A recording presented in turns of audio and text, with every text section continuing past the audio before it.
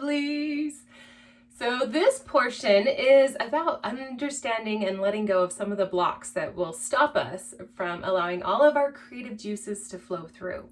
One of the biggest blocks that we have is creative insecurity. So creative insecurity is very similar to, say, a little young 5-year-old draws a picture, scribbles some brown on a page, and shows his mom. And he says, "Mommy, mommy, mommy, look what I made." And she goes, "What is that?" "It's just a bunch of squiggles." And he's like, "Oh, it's a horse." "Oh, well, it doesn't look like a horse. If you want it to look like a horse, you need to add a nose here and add 4 legs and do this and do that. And here you go. That's what a horse looks like." "Okay." Then he goes back. Then he draws another picture and he comes up. And even though he was really excited about it when he was making it, as he approaches, there's that little tiny seed of fear that begins to form. And in the seed of fear, it's, will she reject it again? Will it be good enough for her? Let's see. And so he holds it up and she says, "Oh, honey, you drew 5 legs. You only need 4 legs. And so then once again, he goes back and he tries to change it again. And over time, what this is going to do is it's going to cause pre-anticipation of how others are going to receive what he offers. So many times we get stuck in this validation. I am what I create and I am what the world thinks of what I create. And so sometimes when we create, we're thinking about the people we're giving it to. We're thinking about the people that are going to receive it and how much they're going to like it. I don't know about you, but if you've ever made somebody a present, usually you think about them the whole time. You're like, "Oh, I hope they like it." And have you ever had them not like it? And it's so disheartening. And so it can create this sense of insecurity and this resistance and almost hesitance to create and to give. And so we're going to kind of talk about how to move past some of those thoughts. So, for example, the mom, she could have been merely trying to help her child to become better and evolve. So it's not that she's rejecting her child. She just wants her child to be happier about what they create by having the world be happier. So understanding that the way people view what we're feeling and what we're projecting and what we're creating doesn't necessarily mean its value is going to be diminished or increased. So it's all based on their perspectives. So our goal is to create and give and continue to create and give because it's joyful for us to create and give. If we don't continuously create something and feel like there's a progress and a moving forward, then we fall into depression. We fall into stagnancy because suppression equals depression. Most people, when you're feeling depressed, we feel like not doing anything and not caring that nothing's getting done, right? That's what depression is. And so allowing ourselves to get into the space of I create things that I desire to create because I choose to create something intentionally rather than creating chaos or rather than creating drama or creating a problem so then I can create a solution and feel like I'm moving forward. That's like digging a hole just to fill it and digging a hole just to fill it. And so that's not what we want to do. So as long as we have some type of creation we're making, whether it's creating something with family in our home environment, creating better relationships, whether it's creating organized systems, whether it's creating projects, whether it's delivering information, just like I'm creating this video right now for you, and creating the emotion empowerment kits, creating art also counts in there, creating information that people get to share. We have limitless opportunities to create. Sometimes we just create solutions for other people's problems, which is fine too, as long as we're not creating the problems just to create the solution. And so with this creative insecurity, one of the big things that I love, and this is one that I have to remind myself of often, because if you're a perfectionist, it can be really hard to be creative and it can be extremely hard to ever feel like a project is actually finished. So if you got in your kit, there's always artwork, right? Did you know that artwork in there, I honestly have to step away every time and it never feels finished. And I made a promise to myself that at some point I stop and declare it finished, even though I can think of 1,000 more ways to smooth things over or brighten things up, and I want to mess with it and mess with it and mess with it, but if I keep messing with it, it'll eventually become muddled mud. and all the colors will blend together, and I have to stop and walk away and say, it's perfectly imperfect. Same thing when we create our own projects and we're moving forward. Not everything you do is going to be perfect. I know, big shock. That's probably not a surprise, but sometimes in our minds, we still try and get that exactness. And of course, there are some areas in life where exactness is the only way to be, and it has to be. Like if you're doing mathematics, or if you are a contractor and you're building something and your measurements are off and they're not exact, well, then you're going to have a wonky building that will fall apart. And so sometimes there are times when being precise is perfect, and then there's other times where we allow it to be what it is. So one of the phrases that helped me a lot is reminding myself, it is what it is. It is what it is. It is what it is. And letting it not be perfect. Another thing that helps me is, I write this down a lot, is while you were sitting debating whether or not what you want to create is worth creating, whether or not you can create it the way it's worth creating, whether or not the world needs it, and deliberating on what to create and how to create and all of these things, and letting your mind just chew it in and digest it, somebody else out there is doing a half-assed job and people are loving it and in need of it. So sometimes it's about us delivering something that's perfection, and other times it's about us delivering something that the world needs so we can start the movement forward for change and for life becoming better for not just ourselves, but for other people. It's better to have a completed, imperfect project most often than it is to have a perfectly incomplete project and not having anything to share or to offer because we're too busy making sure it's exactly precise. And so allowing ourselves to be that messy, delicious human and not always have it be perfect is actually perfect. In fact, when I do these videos, I know that they're not perfect, but I also refuse to go back and edit because there are more valuable things I can do with my time. And when we see somebody that's imperfect, we actually appreciate it because it makes us more real and it makes us able to connect on a deeper level. And so all of my flaws, I just kind of say, well, you're welcome, because by seeing my flaws, you feel better about myself. Or sorry, by seeing that's a really funny, in case in point, I'm not going to edit that out. By seeing my flaws, you get to feel better about yourself. By seeing my flaws, you get to be entertained maybe. By seeing my flaws, you may go and tell somebody else how much you hated it, but then the two of you become bonded in hating something. So you're welcome for that as well. Or maybe it actually helps enhance your experience and you don't even care. So you're also welcome. So that's one thing that I do say a lot is you're welcome. Like, even though it's not perfect, you're welcome. I have a daughter who's an adult, and then I have teenagers still at home.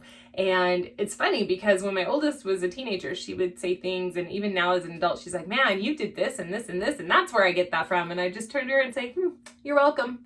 Because if you don't like it, you now have something to rebel against. So go rebel, go make a better life. You're welcome. I illustrated that that is not your preference. Oh, lucky you. You didn't have to learn that a harder way. So it's okay to allow yourself to open up that space to own the flaws, own the imperfection, and know that the idea is to create for the joy of creating, create because it moves things along, creating because it creates contrast and it creates chances to learn ourselves and have other people learn from us. And so giving yourself permission. One of the other blocks around this creative insecurity is, will the world want what I have to offer? So recently I have a sweet friend who she is writing a book, and it is an epic book that there is so much need for because it ties in with understanding divorce from a certain religious viewpoint that doesn't really support divorce as much. And even though they're okay with it, there's not a lot of resources of how to navigate going through an ugly divorce or even an easy divorce. And so she is writing this book from this religious perspective of divorce. And it is powerful and it is so very much needed. And it came about because she went through a really ugly divorce and she could not find the help she needed in the vocabulary and belief system that she held. And so we went through divorce at similar times and kind of leaned on each other a little bit, but there's still that emptiness and a void that was created. And so I was having a recent conversation because the book is written and it's in editing. And if you've ever written a book, and I haven't, it's the worst when when you have somebody going through your creation with a fine-tooth comb and nitpicking it all over. It's making it better and it's a good thing, but it's just really vulnerable and it's a really hard space to be in, and we have to choose to like let it go and move through it. And so she was talking to me and she said, well, Hollie, you haven't read my book. You haven't read anything I've written. How do you know this is going to be good? You keep saying that, but how do you know? Because you haven't read it. You just know the concept. And I said, here's how I know it'll be good. And here's how I know that people are ready for it and really want it. Because you said so yourself. There's nothing like it out there. So if there is nothing like it out there, it is time for you to put it out. And even if it's a half-assed version, it's still better than nothing. And so allowing yourself to have that permission of, well, it's better than nothing. So let's go ahead and move forward with this. Also, it's important to understand on that segment is understanding the ego. So the ego isn't always the enemy, and there's a lot of people who say, oh, ego is awful, we should always be humble, don't ever put yourself above, keep yourself meek and lowly and small, and then the world will reach out and recognize that and love you because you're so humble and you never boast yourself and you never put yourself out there. That is completely not true. And the reason for that is we need our ego just a little bit. Now, there's two extremes here. So there's the humble part where we're really quiet and really soft and in the corner. And you know what? I'm just going to hold my gifts here and look, I can do this thing, but nobody's going to know because I don't really talk about it and I don't really share because I don't want anybody to put me in my place or not like it. Okay, I'll just stay small. And then there's the ego all in your face that says, hey, what I have is better than anything out there and anyone else could ever make. This is the best ever. And you know what? Yours isn't as good as mine. So I'm not even going to look in your lane. I'm just going to stay in my lane. Mine's the best. Mine's the best. Mine's the best. Mine's the best. Mine's the best. Mine's the only. So those are two extremes. One of them says, if I just stay small, I'm safer and people will find me and appreciate it, even though they can't see you or recognize it. And the other one blasts so loud that people can't help but see and recognize it, but then that's when the arrogance comes into play. And that's when ego becomes the enemy because it's all that's there and it won't let you tap into the humility part and tune in and say, hey, actually, I know I don't know it all, but I do know this. And so we want the happy middle ground, not the fully humble and lowly and nothing I do is ever good enough, and not the blasting in everything I do is better than everybody else. So in the middle ground, what it looks like is saying, I am confident in what I have. Like my friend in her book, this doesn't exist. My ego says I've learned some really good lessons the very, very hard way, and I am capable of conveying some of those lessons to shorten the pain experience for other women. And so that's a place of ego saying, I can create this, I can do it, and it's going to be good. Now, if you know your ego's in check, then every once in a while you will teeter to the humble part or you will teeter to the over ego side and you'll see the movement. So that's how we know we're staying in the middle, because you kind of see both start to edge, never the extreme, but they both start to weave back and forth, kind of swaying. See, just sway. Let your ego sway. So allowing yourself to say, what I have is really, really good. Just like we're creating these videos and these empowerment boxes, because what I have is really good. And I recommend these things all the time. And it's almost like I'm a broken record going over and over and over again. Hey, let's do a video. Hey, let's do a monthly subscription where people can get this information and I only have to do it once, so it can maximize my time and my ability to share it. And so allowing your ego to step in and have that sense of confidence is going to be a wonderful benefit. So true confidence isn't about being obsessed or arrogant and saying I'm better than everybody else. True confidence is about showing up and saying, you know what? I am a flawed, messy human, but I have some really good stuff that's very valuable. And I enjoy this journey and I enjoy showing up for you. So I'm going to let my flaws be there and be flaws and just let them be. I'm not drawing attention to them. I'm also not ignoring them. They're just there. We all have them, just like a smelly foot. We all get them sometimes. They're just there. There's no reason to say, oh, my feet stink. Anybody want to smell? Oh, see this problem I have? Everybody look at it. Now you don't have to point it out. You know I'm flawed. Like, no, we don't do that. So true confidence is very similar to like if I was eating a hamburger, let's say on the way to a really important board meeting, okay? Pencil skirt, red lipstick, heels, all of it, right? And I go to my board meeting and I've eaten my hamburger and I get the big old, the Carl's Jr. commercial word right on your chest. And I have this huge ketchup spot right on my shirt, let's say. So I walk into that meeting with that huge spot in my shirt. If I'm confident, I can say, you know what, there's a spot in my shirt. There's nothing I can do about it. I'm just going to go in and show up and not draw all this extra attention to it. Now, yes, people are going to notice it, but we're all messy humans, and I choose to not focus on that, and I choose to focus on the people in the room with me. I choose to focus on my mission, my purpose, and just let that flaw be there. If somebody has a question about what's on my shirt, I will happily explain it. Otherwise, I don't need to. And so being there and showing up and saying, this is me, allowing my ego to say what I have is so valuable that you're going to ignore the stain on my shirt. Or if you can't, then we're probably not supposed to work together if you can't see past something so small as spilling on my shirt. Where a person who is not secure in themselves and isn't embracing that ego, they're gonna walk in, oh, sorry, my shirt, oh, everybody, I'm gonna point out that I got the spill on my shirt and tell you the whole story why, which most people don't care.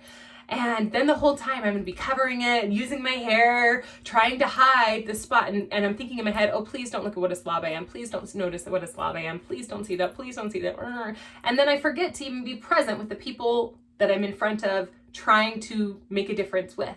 And so that's true confidence, is saying, you know what? The flaws are there, but yours are too. I'm not gonna hide mine. I'm also not gonna draw attention to them. I'm just gonna allow it to be. It is what it is. And that helps me so much when I'm creating, is I just have to say, it is what it is. It is what it is. It is what it is. It is what it is. Okay, so the other thing that helps here is allowing ourselves to understand another block. So another block comes in when we sit down to create and we ask ourselves, you know, I don't really know what to create. I don't even know what I want. I just know I don't want this. Well, good. Start listing your don't wants. And I have heard people say, never write anything negative down. It's really important to be able to write things down so that we can work through them. So you can always throw it away after if you'd like. I like to keep separate journals. So I have journals for creation, which you now have the opportunity to have a journal for creation because you got one in your kit. So I have a journal for creation. And so all of those creative ideas and projects, when they come to mind, if you don't write them down, they will leave your mind just as fast. Sometimes they come back, sometimes they don't. And so I try and have an ongoing journal that's just for creative ideas. Ooh, I need to do a video on this. Ooh, I need to speak on that. Ooh, I should add this. Ooh, I need to tell this person this thing. I get so many thoughts and things flowing through all day long.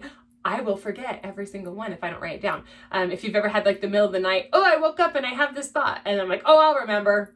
Nope, I never, ever, ever remember. Every time I'm like, oh, what was that thing? I don't remember.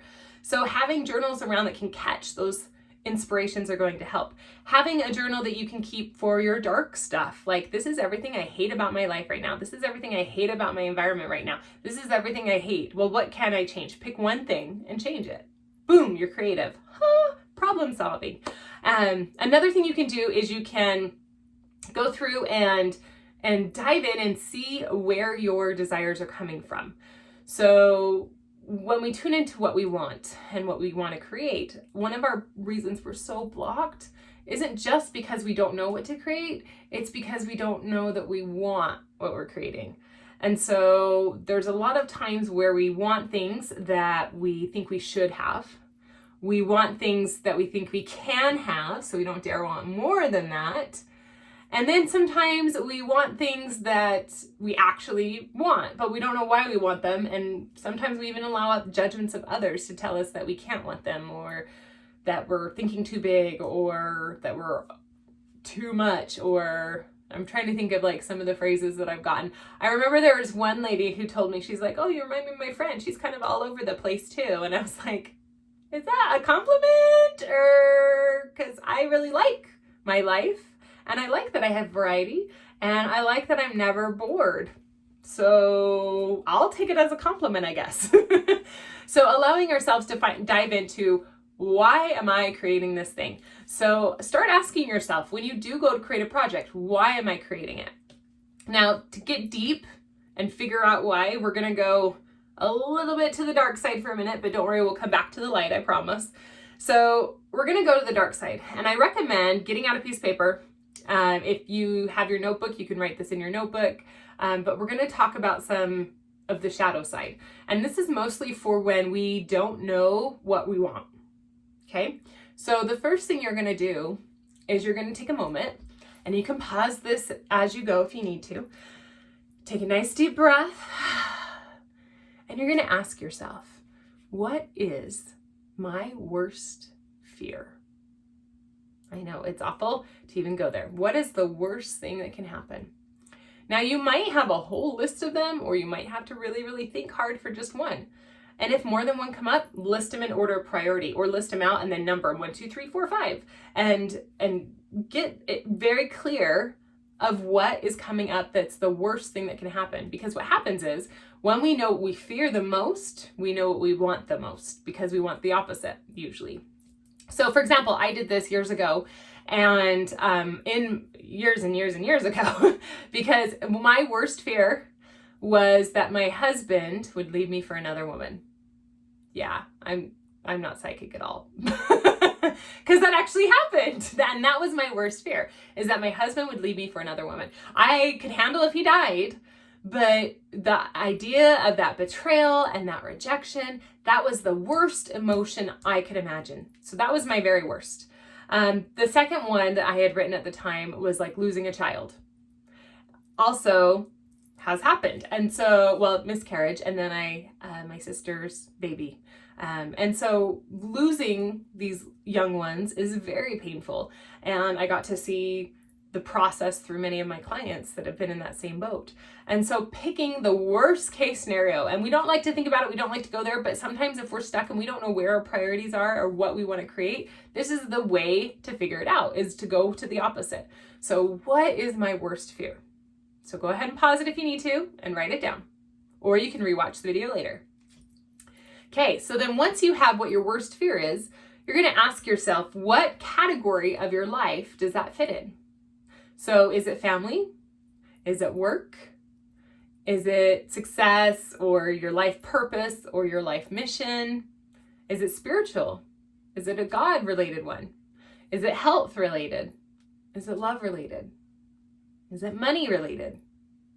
Is it experience related? Like not ever having an adventure or not ever having something you desire? What is the worst thing that can happen? Or maybe you want to take a minute and go through each of those categories. You'll have to rewind it and go through each of those categories and write your worst fear in it, so you can start to get really clear on what it is you're going to create and what it is you're going to change in your life right now. You don't have to do it all at once. And again, this kit comes with a warning. If you saw it, I had posted it, and like, you might just find that you're creating so much all the time. And so even if my brain's a little scatterbrained in sharing this, it's because I have so much coming through that there's all these ideas and all these thoughts, and it's like Pandora's box. Once you open it, it just doesn't like to be closed again, which is good unless you get overwhelmed. So this way we can get really focused on what the most important one is going to be your number one worst fear, then your number one category. So for example, for me, in the scenario I gave of my husband leaving me for another woman, the most important thing to me was feeling that sense of love and having my love life. So my love life at the time was the most important thing in my world. So if I were to list out my priorities, it would be my love life would be my number one priority over anything else. Now my number two, because it was losing one of my children, that would be my second priority.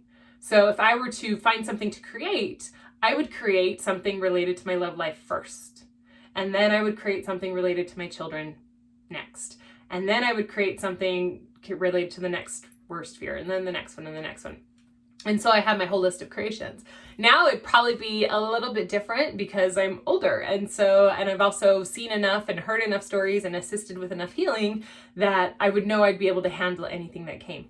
And if you're kind of stuck in that dark space where like, oh, I just imagined all these fears, remind yourself for just a minute that you will actually have this beautiful sense of ability to handle it. No matter what happens, you will handle it. What if the worst case scenario happened? I'd handle it. What if my husband left me for another woman? Oh wait, it did happen, and I handled it.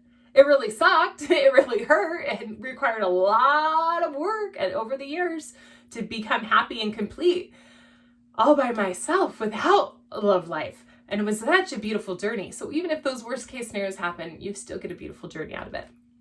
So then after you've made your list, So pause the video, make your list of categories so you know your priorities. You know what's most important to you. And you also know what isn't as important to you. So if on your list, the number one thing is my house being messy and somebody coming over and seeing it, then that's probably a pretty high priority for you, and it's okay. If you do not have your house being messy on the list at all as a priority or a fear, then that means it's not a priority. So you probably have dirty dishes in your sink all the time. But it's okay. And sometimes we think this is where we get in the should game. I should be doing this. I should create systems so my house is cleaner. I should create systems so that this is put together more. But if that was a priority, you wouldn't be doing that. So you would already have figured out a way to avoid that. And so it's not a priority. So it's okay that your priorities would look different from other people's priorities. So this is how you get really clear in what your priorities are. So the next piece would be tuning in to understanding how to create what we want and have the emotional drive behind it. So our mind can create a lot of things and our actions can create a lot of things, but our emotions drive those actions. So now we get to find the emotion that goes with what you desire. So for mine, in the same scenario where worst fear was my husband leaving me for another woman, which means my category that was most important to me is love. So my emotion that drives that would obviously, yes, be love. But deeper than that, because of the way the scenario was, and it was that being rejected, being lied to, being forgotten, all of those sad, miserable emotions that are really good because they teach us to change, right? So if I were to look at those emotions specifically, the emotions that are the most important for me to feel is authenticity, connection, and then that love. And so anything I do or create, I need to remind myself to feel authenticity, connection, and love. So I hope in this creation, you feel that, because I feel this in all that we've been creating. Lots of authenticity, lots of connection, and so much love. And so even though it's not a love life, those are the emotions that are the most important to me to feel. So if I take those three emotions and I apply them to anything I do, say a painting, like with the one in your kit, or making a drum for someone, if I put all of that emotion in my heart and in my mind and I'm thinking about it as I'm creating, inevitably what I create will actually have a higher vibration, so it'll have a higher sense of impact, and it will be more likely to get completed and be a joyful experience. And then I'm creating for the joy of creating, and it keeps us out of that depressive funk or that stagnancy or that block when it comes to being creative. So that's how we get to that emotion. So maybe write those emotions down. Take your journal. If you're dedicating your journal to being a creative journal, maybe write those emotions really big on the first page.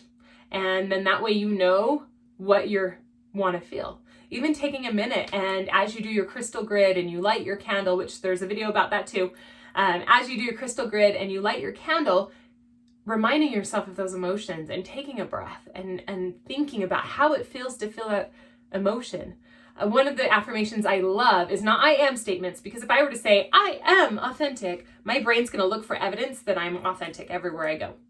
But if I say I love when I feel authentic, then even when I don't, I'm going to feel how much I love it. So it's going to push me to stay that way. What it will also do is if I pick like connection and I'm feeling disconnected, oh, I love feeling connected. It's going to take my mind to those places where I felt connected. Even if I am disconnected at the moment and out of service and in the middle of the woods, I can feel connected. And so allowing ourselves to pour in those emotions. So the phrase, I love feeling, and then put in your emotion right before you create something. Even if it is, I love feeling creative. I love feeling creative. I love feeling creative. And saying it enough so that your mind doesn't feel like you're lying to it. Okay, so that's how we move into the emotional state of knowing what we want to create and how we want to create. So if you're saying those, I love feeling connected, I love feeling connected, I love feeling connected. So, and then you sit down to create, the first thing your brain's going to do is say, I love feeling connected. How can I feel more connected? What can I create to feel more connected? And so it's going to funnel in and infuse whatever you make with that emotion. All right. So then the third block coming up that we have when it comes to being creative is the block of trust. sometimes it's really hard to allow ourselves to trust that what we're creating is going to want to be received, which we talked about. But more importantly, that we will finish it, that we can trust ourselves, that we can trust that what we're creating is actually worth creating. And that's where we get to just remind ourselves that we're not alone in what we create. So if we're creating something and somebody else has already created something similar, then we can get into comparison, and that's when we can struggle with trust, because we're comparing our worst to their best. It's most often what we do. And so even if I do something and somebody else tries to do the same thing, we're not going to do it the same way. If I said, here, paint a grid, you're going to paint a grid different than I am. Even if I said, here, paint a crystal grid that's a turtle, it would still look different than mine. And it's the same way with anything we create.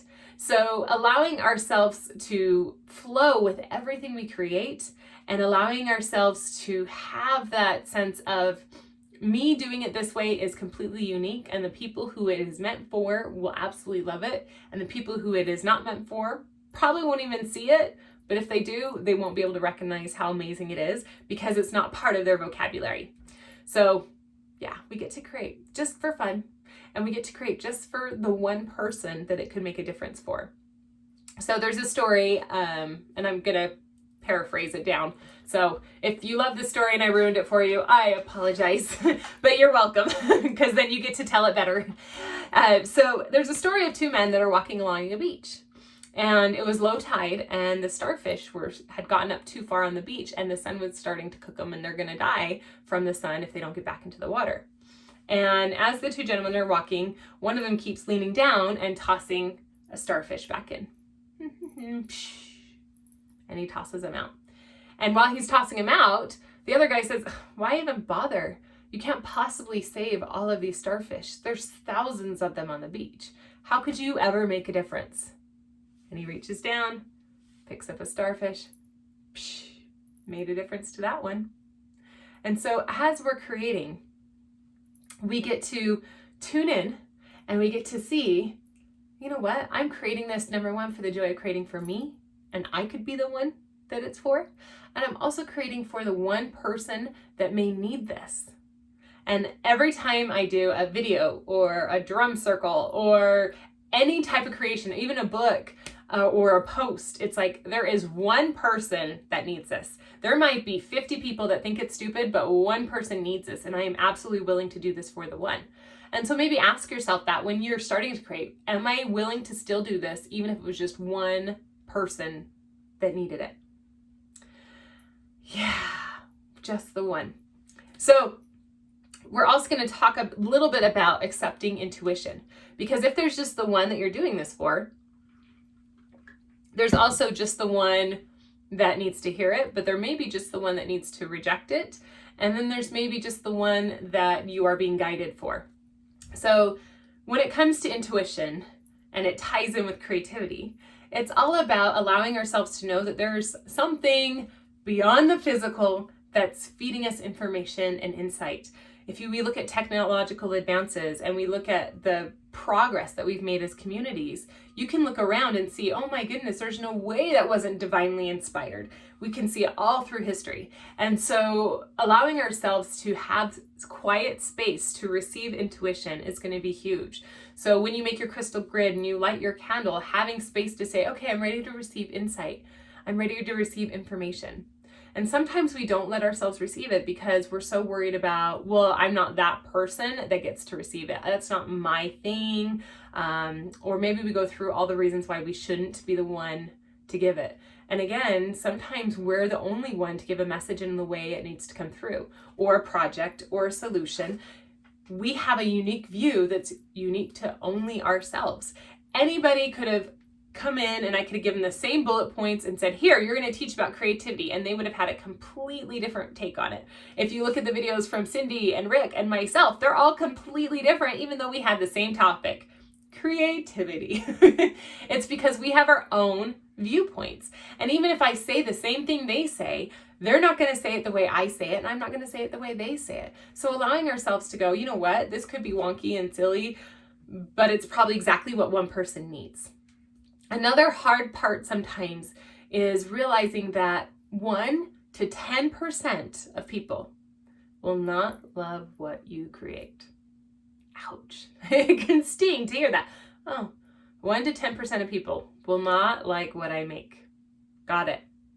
Like sometimes that 1 to 10% is ourselves. 1 to 10% may even hate it, may even hate you for what you create. It's just a fact of life.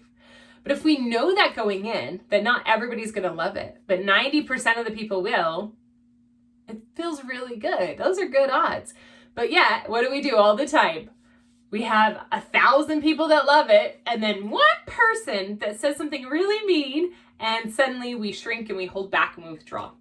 So that's where we kind of go back to, well, while you were shrinking and withdrawing and licking your wounds over the one person who said they didn't like it, somebody did a half-assed job and everybody loved it, except for their one person. And if you expect it, then it's sometimes easier to go, oh, there you are. Got my quota. I knew somebody wasn't going to like this. Okay. And sometimes you can even have that disclaimer when you share something. Say, you know what? I know this isn't for everybody, but it's for at least one person. And so I'm putting myself out there, being vulnerable and giving it to the one. How easy is that? That's standing in that sense of confidence that says, hey, I have flaws and it's okay. I accept them. I hope that some of these have helped you to feel guided into your next creation, your next project, and getting some clarity. Take some time and feel free to journal if there are some blocks that were coming up for you as I shared some of these things that were blocks that I had that helped clear me. If there's something in there that's not letting you move forward, there is a meditation here as well that's also about releasing some of those blocks. The more specific you can get, the easier it is to let them go and move forward and let all of those creative juices flow. As you're tuning into your intuition and allowing that flow and allowing yourself to honor that you get information and you get inspiration and insight, your tiger's eye crystal is going to be powerful for that. We tried to make them small enough that they can still go around in a pocket or a bra and have them with you so that you can receive those downloads and those creative thoughts all the time. Another one that will help is your citrine point. Having that citrine point in a creative space or in the center of a room. If you think of the spiral, you want to put it right in the center in your room for feng shui. That actually helps to open up and that stomach chakra, the sacral chakra, and clear a lot of that out. So I hope you love your tools and you continue to use them. There's a lot of information with this kit, so feel free to watch it as many times as you need and get to the other videos because they're really, really great videos. Love you guys. Happy creating.